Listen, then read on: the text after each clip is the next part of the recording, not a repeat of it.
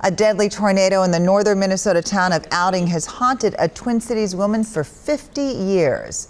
As the August anniversary approaches, Sue Moline set out to document what survivors and first responders remember.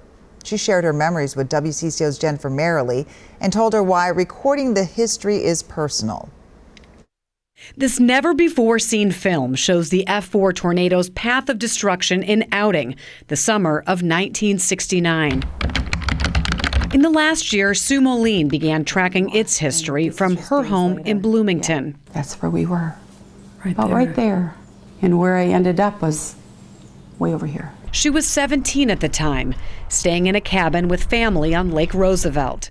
A group of 28 from church filled 4 cabins. Somebody had a radio on. We heard the word tornado on the radio. Decades later, she recalls the next terrifying moments.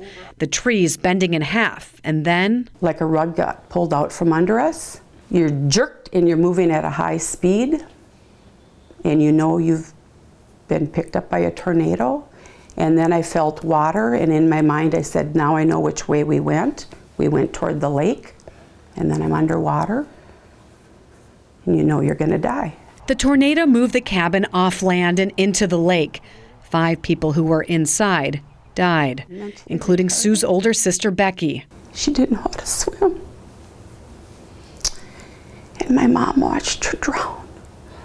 And that stayed with my mom the rest of her life. The storm killed 2 others on the ground outside.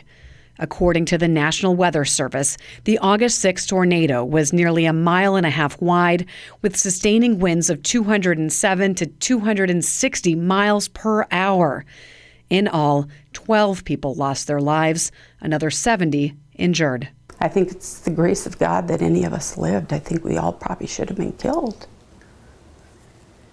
And that's what's come to me more recently is, how did we live? Why did we live? Her slice of the storm lives vividly in her mind, but so many more survived it. She wanted to gather stories from family members, first responders, and others in the community. So she put an ad in a few small-town newspapers, hoping it will lead her to see the big picture. I think it's a fascinating story, actually. And if we don't tell it, who's ever going to tell it? Jennifer Merrily, WCCO 4 News. Sue has done dozens of interviews. She doesn't know where this will go, but is considering writing a book. She is still looking for more stories. You can email her at the address that you see on your screen there. A memorial service is planned for the August 6th anniversary in Outing.